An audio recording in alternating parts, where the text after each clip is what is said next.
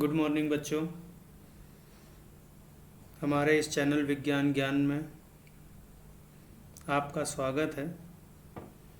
आज हम लोग अपने पहले चैप्टर के कुछ और टॉपिक नए पढ़ेंगे। सबसे पहली बात कि घनत्व क्या होता है। घनत्व का प्रयोग हम लगातार अलग अलग पाठ में करते रहेंगे, और क्योंकि ये द्रव्य से संबंधित है इसलिए इसे यहाँ सीख लेते हैं। घनत्व का ये नीचे फार्मूला लिखा हुआ है, घनत्व बराबर द्रव्यमान बटे आयतन। तो इस फार्मूले के हिसाब से अगर परिभाषा निकालें तो क्या करेंगे, जो हर में लिखा है उसको एकांक मान लेंगे। हमेशा परिभाषा इसी तरह से हम लोग निकालेंगे। भौतिक विज्ञान में बहुत जगह, रसायन में बहुत जगह परिभाषाएं आएंगी, भौतिक में तो बहुत ही जगह परिभाषाएं आएंगी जिनको कि हमें यहाँ इस तरीके से ही निकालना है। तो क्या करेंगे, हम एकांक क्या ले लेंगे, आयतन। आयतन कहाँ से आया, आयतन आया इसके हर से। तो एकांक आयतन के द्रव्यमान को घनत्व कहते हैं। ऊपर देखें परिभाषा लिखी हुई है, किसी वस्तु का घनत्व तो उस वस्तु के आयतन, द्रव्यमान तथा आयतन के अनुपात होता है। घनत्व से हमें यह ज्ञात होता है कि प्रति एकांक आयतन में वस्तु का द्रव्यमान कितना है। तो ये इसकी परिभाषा हो गई, है ना। हम लोग इसको ऐसे भी लिख सकते हैं कि किसी पदार्थ का घनत्व, किसी पदार्थ का घनत्व उसके प्रति एकांक आयतन के द्रव्यमान के बराबर होता है।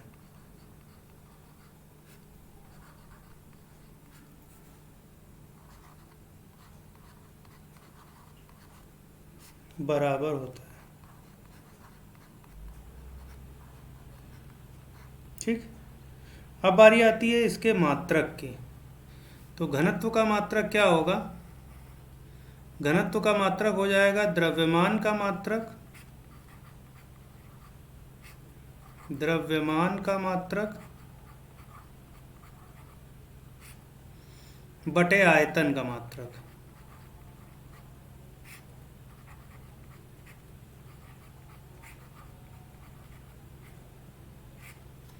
क्या होता है द्रव्यमान का मात्रक, द्रव्यमान का मात्रक हम लोग किलोग्राम लेते हैं, और आयतन का मात्रक घन मीटर होता है। इसलिए घनत्व का मात्रक क्या मिला, किलोग्राम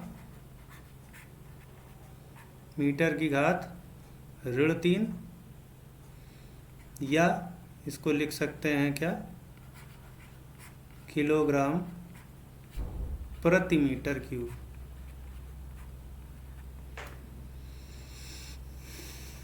सामान्य तौर से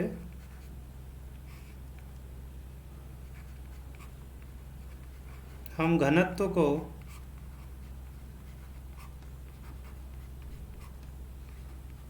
ग्राम प्रति सेंटीमीटर क्यूब में मापते हैं, ठीक है। तो आइए देखते हैं इनमें क्या संबंध होता है। हमारे पास दो मात्रक पद्धतियां होती हैं, एक एमकेएस पद्धति में मीटर लंबाई का मात्रक, किलोग्राम द्रव्यमान का मात्रक, और समय का मात्रक जो है वो सेकंड होता है। जबकि इसके विपरीत हम अगर बात करते हैं एमकेएस पद्धति की, सीजीएस पद्धति की, सॉरी, तो वहाँ पर लंबाई का मात्रक सेंटीमीटर होता है द्रव्यमान का मात्रक हम लोग ग्राम लेते हैं और समय का मात्रक हम लोग सेकंड लेते हैं, इसलिए शार्ट में इसको MKS और CGS लिखा जाता है। अच्छा, ये आपको पहले से ज्ञात होगा कि 1 मीटर में 100 सेंटीमीटर होते हैं। 1 मीटर में कितने सेंटीमीटर होते हैं? 100 सेंटीमीटर होते हैं। इसी तरह से 1 किलोग्राम में 1000 ग्राम होते हैं। ज़रूरत पड़ेगी इन सब की यहाँ पर। तो आइए देखते हैं ज़रा घनत्व का मात्रक क्या निकला था। घनत्व का MKS पद्धति में मात्रक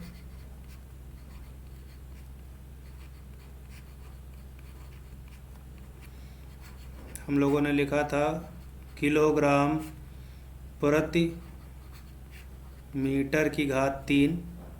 अब इसको बदलना है हमको, तो 1 किलोग्राम में हो गए 1000 ग्राम और मीटर में हो गए, 1 मीटर में हो गए 100 सेंटीमीटर और इस पूरे की घात हो गई 3।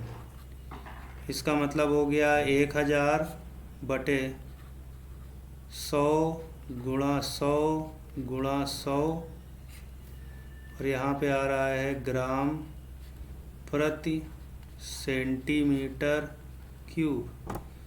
अब यहाँ पर अगर आप 3 जीरो से इसके 2 जीरो और इसका 1 जीरो काट देते हैं तो ये आ जाएगा 1/1000 ग्राम प्रति सेंटीमीटर क्यूब। इसलिए एक तिरछा गुणा करेंगे, यहाँ पर तिर्यक गुणा करेंगे, 1 ग्राम प्रति सेंटीमीटर क्यूब बराबर 1000 किलोग्राम प्रति मीटर क्यूब।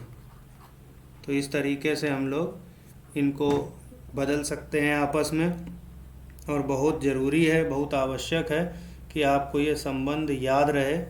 बहुत बार परीक्षा में कुछ ऐसे सवाल आ जाते हैं जहाँ पर हमको इन संबंधों का प्रयोग करके ही उत्तर निकालना होता है। ठीक है, तो आइए चलते हैं अगली स्लाइड पर। और अब बात कर रहे हैं हम लोग द्रव्य के गतिज आणविक सिद्धांत की। तो जितना भी हम लोगों ने ठोस, द्रव और गैस के बारे में पढ़ा है वो इसी सिद्धांत का प्रयोग करते हुए पढ़ा है।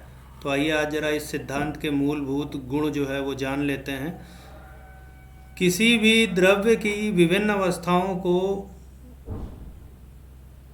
की व्याख्या करने के लिए हमको गतिज आणविक सिद्धांत की आवश्यकता होती है। नाम को अगर ध्यान दें तो अणु हमेशा गतिमान रहते हैं, ऐसा ये सिद्धांत कहना चाहिए। इसके नाम से पता चल रहा है, गतिज मतलब गति और आणविक मतलब अणुओं की। तो अणुओं में लगातार गति होती है, ऐसा ये कुछ कह रहा है। आइए एक एक करके बिंदु पर चलते हैं। सबसे पहला बिंदु क्या कहता है? सभी द्रव्य अत्यंत छोटे छोटे कणों से मिलकर बनते हैं जो स्वतंत्र रूप से रह सकते हैं और इन्हें अणु कहा जाता है। क्या कहते हैं इसको? अणु। तो पहले हमने अणु को परिभाषित किया, फिर अणु होते कैसे हैं? अणु होते हैं कठोर, चिकने और पूर्ण प्रत्यास्थ गोले की भांति होते हैं। तीसरी बात, अणुओं के बीच में कुछ खाली स्थान होता है, जिसकी बात हम लोग बार बार करते रहे हैं, अंतरा अणुक स्थान कहते हैं। जैसे अगर हम यहाँ पर एक द्रव की बात करें तो द्रव के अणुओं के बीच अंतरा अणुक स्थान ठोसों की तुलना में कम और गैस की तुलना में ठोसों की तुलना में अधिक और गैस की तुलना में कम प्राप्त होता है। विभिन्न अणुओं के बीच लगने वाला बल जो है वो आकर्षण बल होता है। इसको सामान्यतः ससंजन बल कहते हैं और अंतराणुक आकर्षण बल भी कहा जाता है। द्रव के अणु निरंतर गति करते रहते हैं, जिसका कारण इनमें उपस्थित गतिज ऊर्जा होती है। और ख़ास बात क्या है कि ताप बढ़ाने से गतिज ऊर्जा का मान बढ़ता है। इसका मतलब इनकी गति और तेज होती चली जाती है। तो इस प्रकार से हम लोग किसी भी द्रव्य के विभिन्न अणुओं के बारे में जान सकते हैं। यहाँ पर ध्यान दीजिएगा, इनकी सभी अवस्थाओं को आप गतिज आणविक सिद्धांत के आधार पर आप स्पष्टीकृत कर सकते हैं। आज के लिए इतना ही। इसको अपनी कॉपी पर ठीक से नोट करिए, पेन लीजिए, कॉपी लीजिए, वीडियो को पॉज करिए और साथ साथ लिखते जाइए। इसको याद करिए, ख़ास तौर पे जो घनत्व की बात आज हम लोगों ने करी। आपकी ये कक्षा लगातार चलती रहेगी, रोज़ हम आपके लिए एक वीडियो लेकर आते हैं। इस वीडियो को शेयर करिए। अगर आपको कोई बात पूछनी है तो आप कमेंट बॉक्स में लिख सकते हैं। आपका दिन शुभ हो। धन्यवाद।